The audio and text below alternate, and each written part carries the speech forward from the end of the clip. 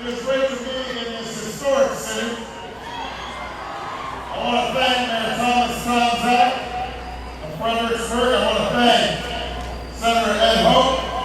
I want to thank Dr. Judy Hempel, President of the University of Maryland, Washington. Most of all, I want to thank all of you. I know some of you got a little thing.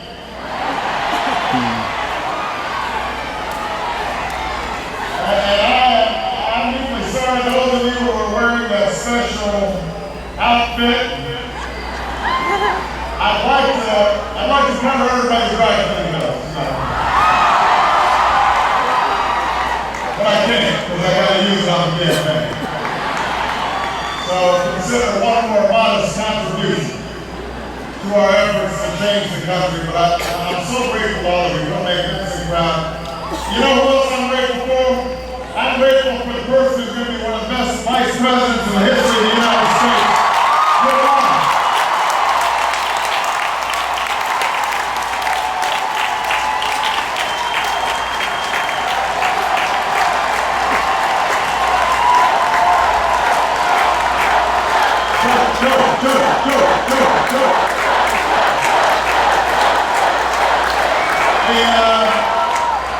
The only thing is I'm going to have to go to move that stool up, because I don't want to have to choose another vice president. I don't want to slip it over there. Tom will know. I love you back.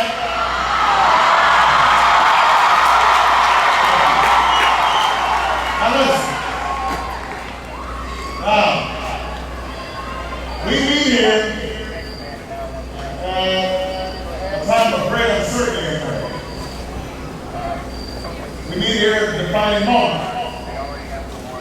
The era of greed and irresponsibility on Wall Street and in Washington has led us to the most serious financial crisis that we've faced since the Great Depression.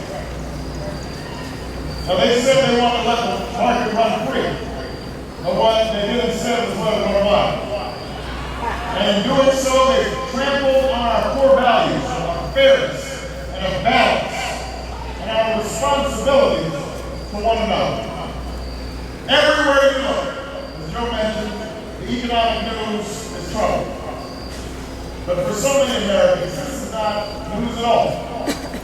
600,000 workers have lost their jobs since January. Home values are falling all across the country. Record foreclosures. Your paycheck doesn't go as far as it used to. It's never been harder to save, it's never been harder to retire. To buy groceries or buy gasoline. If you put it on a credit card, they'll probably raise your rates. In so many cities and towns across America, it feels as if that precious dream, the dream that so many generations fought for, is slowly slipping away. There are a lot of young people here tonight, and I want everybody to understand that we all stand on the shoulders of previous generations. Those who fought for our independence. Those who fought in the Civil War to make for a more perfect union. Those, like my grandparents, who struggled through the Great Depression. Those who marched for civil rights, women's rights, workers' rights. Those who helped to shape our industrial society so that worker safety laws, so that basic regulations for people wouldn't lose their life savings. A lot of work has been put into creating a system in which everybody has a shot. We don't begrudge those who are wealthy. We want people to succeed. But we also want to make sure that everybody can succeed. We want to make sure that nobody is left behind. We want to make sure that America is still a land where I am my brother's keeper. I am my sister's keeper.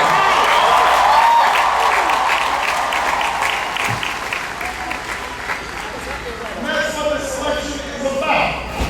Last time we had a debate, and on issue after issue, from taxes to health care to the war on drugs, you heard John McCain that got us into this mess. But just as important as what we heard from John McCain was what we didn't hear. We talked about the economy for 40 minutes and not once did Senator McCain talk about the struggles that middle-class families are facing every day right here in Virginia and around the country. He defended his plan to give $300 billion in tax cuts to corporations and the wealthiest Americans. But he had nothing to say about the fact that wages have flatlined and jobs have been shipped overseas. He railed against some study of bears in Montana. He's really hung up on those bears. But he had nothing to say. All right, it's just trickling down a little bit. That's okay. I'm going to have to get my back in and go on to it. But John McCain, he had nothing to say. Now, Joe, he was good. If you want to cut out, that's all right. Joe's one of the best dressed vice presidents no one ever had.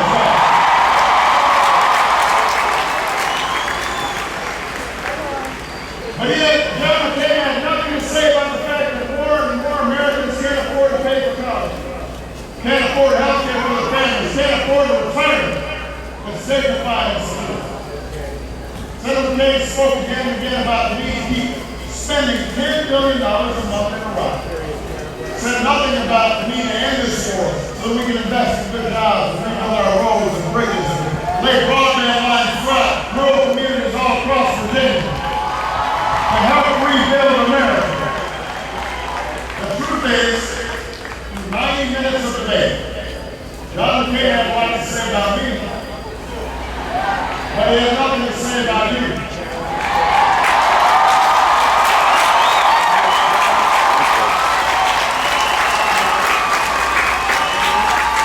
He didn't say the words middle class, not once. He didn't say working people, not once. You see, I think Senator McCain just doesn't get it. He doesn't get that this crisis hit Main Street a long time ago. That's why his first response to the greatest fiscal meltdown in a generation was to say that the fundamentals of the economy are strong. That's why he's been shifting positions these last 2 weeks, looking for a photo op, trying to figure out what to say, trying to figure out what to do. Well, Virginia, I know what to do. You know what to do. Joe Biden knows what to do. We need to stop getting those tax breaks for corporations and CEOs on Wall Street and start getting them for families on Main Street.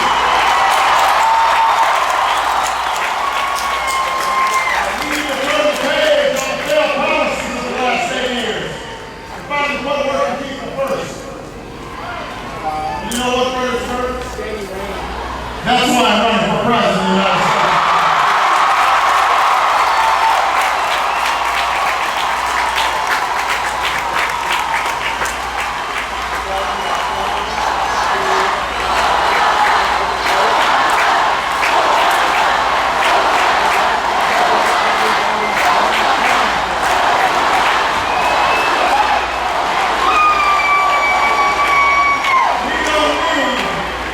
We don't need any more out of touch, on your own, do nothing, got nothing to offer leadership in Washington. We need a president who will change this economy so it finally works for your family. We need a president who knows that America's strength and leadership abroad depends on the strength of our economy here at home. I'm going to take out my back of it.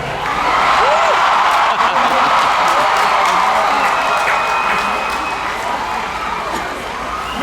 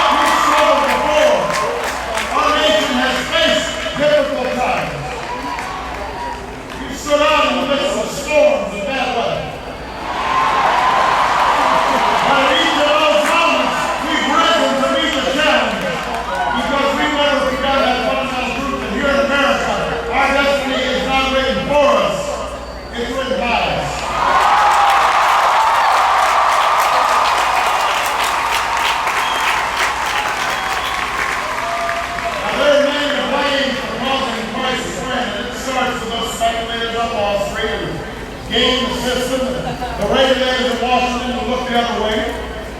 But now that we're here at Free America, Democrat and Republican, CEO and factory worker, has a stake in solving this crisis. We're going to have to save our financial system. If we don't act and act soon, your jobs, your life savings, your economic security will be put at risk. This administration started off by asking for a blank check. I said, sorry, we're not going to do that. We can't expect the American people to hand this administration, or any administration, a $700 billion check with no conditions, no oversight. When a lack of oversight in Washington and Wall Street is what got us into this mess in the first place. If the American people are being asked to pay for the solution to this crisis, you've got the right to make sure that your tax dollars are protected. That's why I've laid out a few conditions for Washington. First, we need to set up an independent board, selected by Democrats and Republicans, to provide oversight and accountability for how and where this money is spent every step of the way. Second, if taxpayers are financing the solution, you should be treated like investors. That means that Wall Street and Washington should give you every penny of taxpayer money back when this economy recovers.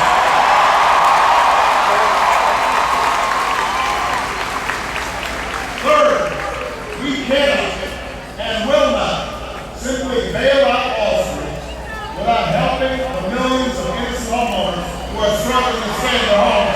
They deserve a plan too. Fourth, Washington needs to feel the same sense of urgency in passing these economic stimulus plans for working families. Plans that would help folks cope with rising food and gas prices. Help them prepare for it, along with it. Save 1 million jobs by rebuilding our schools and our roads. Help states and cities avoid budget cuts and tax increases that would fall hardest on those with the least. And finally, this is important. The American people should not be spending $1 to reward the same Wall Street CEO who's raised and irresponsibility while in their costs.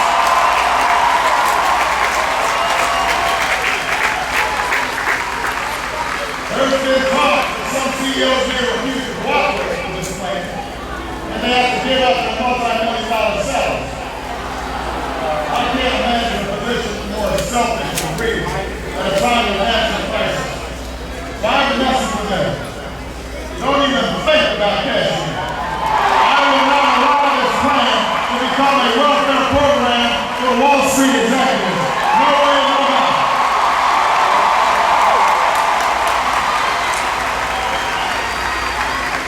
I'm glad that Senator James embraced some of these principles. A little late, but I'm glad he came on board. But as Joe said, you got to remember, you can't undo 26 years of a record of deregulation and opening the factories. And suddenly, try to undo that in 26 days. It doesn't work. You can't have a crisis conversion. The John King you've heard over the last few days is an awful lot different than the John King who's been in Washington for the last 26 years. He talks about getting tough on Wall Street now. But he's been against the common sense rules and regulations that could have stopped this mess for decades.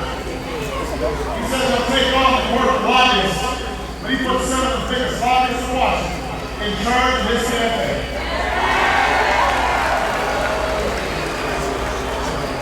You know, he's been talking lately about the Old Boys Network. You know what? If you want to take a look at it, this is what Dr. King should call his staff meetings. If you think those lobbyists are working day and night to elect my opponent just to put themselves out of business, then I've got a place to sell you up in Alaska.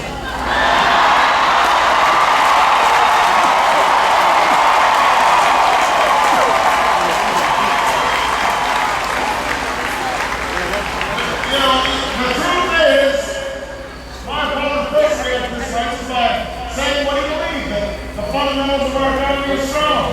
He didn't just make a mistake. He revealed an out-of-touch one that he has followed for decades. The idea that if we give more and more to those with the most, prosperity is going to trickle down like this gentle shower here. A round for left. The idea that no harm will be done if we let lobbyists shred consumer protection, fight against every regulation. Well, what we've seen over the last few weeks is nothing less than the final verdict on this failed philosophy. And I am running for president of the United States because the dreams of the American people are too important to have 8 more years, 4 more years, 1 more year of this nonsense. It is time for change in America. Enough is enough.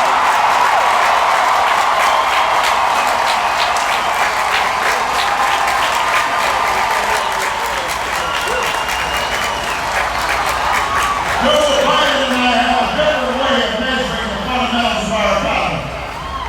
We know that the fundamentals that we use to measure economic strength, or whether we're living up to that fundamental promise that has made this country great. That America is a place where we can make it control. That everyone should have a chance to live their dreams. That's why it's not called Joe's dream, or Rod's dream, or Jim's dream, or Sally's dream. It's called the American dream. Because we want everybody to appreciate it. Everybody to have a chance. I don't want to be standing here without that promise. That's the promise we have to keep on this morning. When I see young veterans come back from Iraq and Afghanistan, I see my grandfather, who fought in World War II, marched in Fredericksburg. But when he came back, a grateful nation said, "Hey, here's the money to go to college on the GI Bill." In the face of that young student who sleeping just 3 hours a night because he's going to school all day and working the night shift to take care of the ill sister. I think about my mom, who had to raise me and my sister while working and going to school at the same time. I had a couple of times off food stamps to make sure we had enough to eat, but was still able to send us to the best schools in the country. When I listened to another worker tell me that his factory shut down, I remember all those men and women on the south side of Chicago who I stood by and fought for 2 decades ago after the local steel plant had closed. So those are my heroes. There are the stories that inspire me, that shape me. It is on their behalf, on your behalf, that I intend to win this election and keep the American promise alive.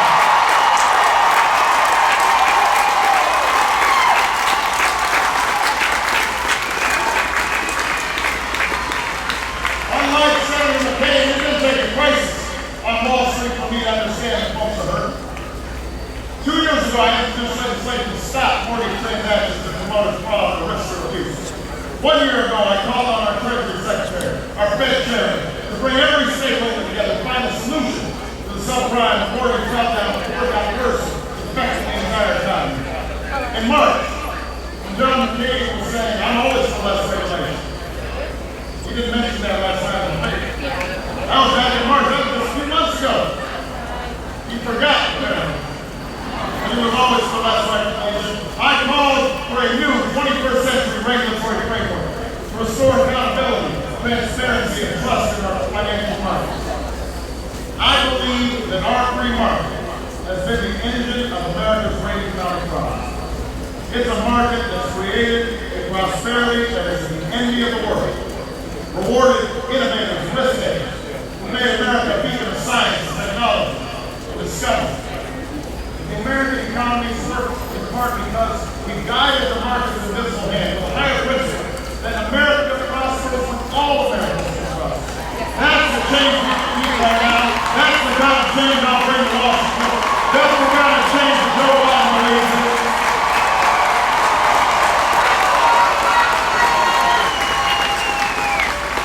John McCain thinks that he can just grab one of our signs and say, "I have to change too." He doesn't have to change it. Changes is not about slogans. It's not about TV commercials. Change is about what's in your gut and what's in your heart and who you're fighting for.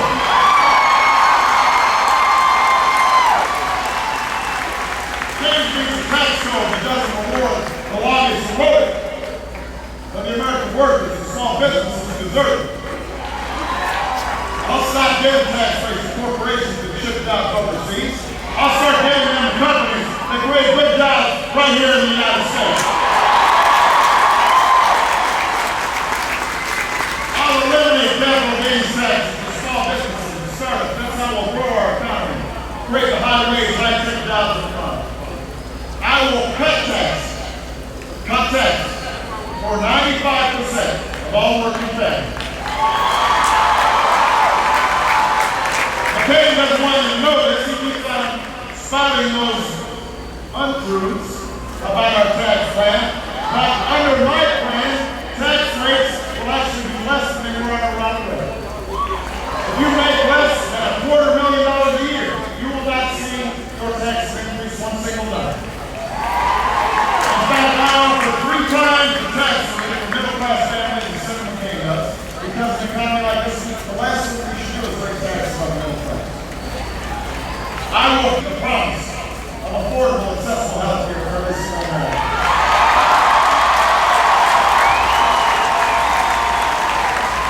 If you've got health care, my plan will lower your premium. If you don't, you'll be able to get the same health coverage members of Congress get themselves.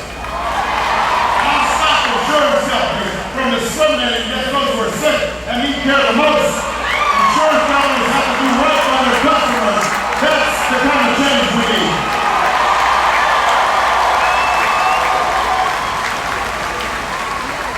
We'll create the jobs of the future by transforming our energy economy. We'll tap our natural gas reserves. We'll invest in clean coal technology. We'll find new ways to harness nuclear power in a safe, environmentally sound way. I'll help our auto companies retool so that the fuel-efficient cars of tomorrow aren't built in Japan and South Korea, but they're built right here in the United States of America. I'll make it easier for you to afford buying those new cars, and we will invest $15 billion a year over the next decade in affordable, renewable sources of energy, wind power, solar power, next-generation biofuels, and investing in a leading new industries, 5 million new jobs, and save our planet from global warming. That is something that we can do. That's the change we need.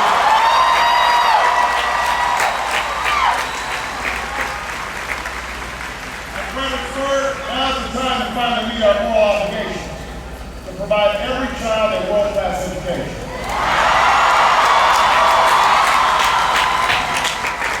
You know it. That's why you're here. Because you understand it will take nothing less to compete in the global economy. So I'll recruit an army of new teachers. I'll pay them higher salaries. I'll give them more support. We'll invest in early childhood education and close the achievement gap. We'll create higher standards and more accountability, but we won't ask teachers to be teaching to the test every single day.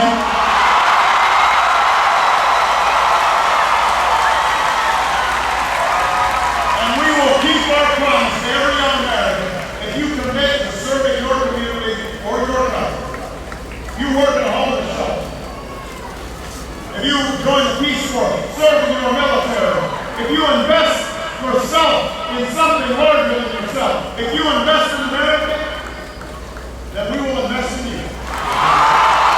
We will make sure that every young person in America can afford to go to college without taking out $50,000, $70,000 worth of debt. That's the commitment I make to you.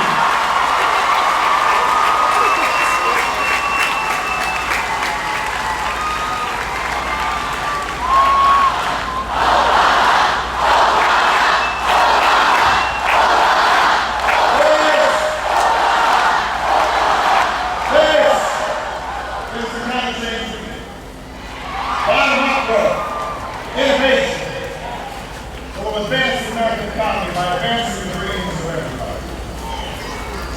Now, I understand time your heart. This won't be easy. The storm hasn't quite passed yet. Sometimes the skies look cloudy. It's dark. You think the rain will never pass. But here's what I understand, that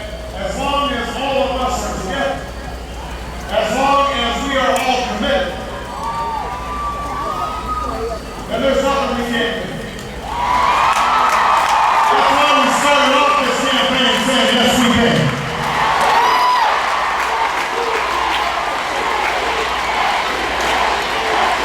That's why we understood that black, white, Hispanic, Asian, Native American, young, old, rich, poor, it doesn't matter, we're all Americans. And our destiny will be shaped by us. And this young generation is out there. The young people of America understand that the clouds, these too will pass. That a brighter day will come. That if you're willing to work for it, if you're willing to roll up your sleeves, if you're willing to lock arms and march and talk to your friends, talk to your neighbors, make a phone call, do some organizing. Let's do some community organizing.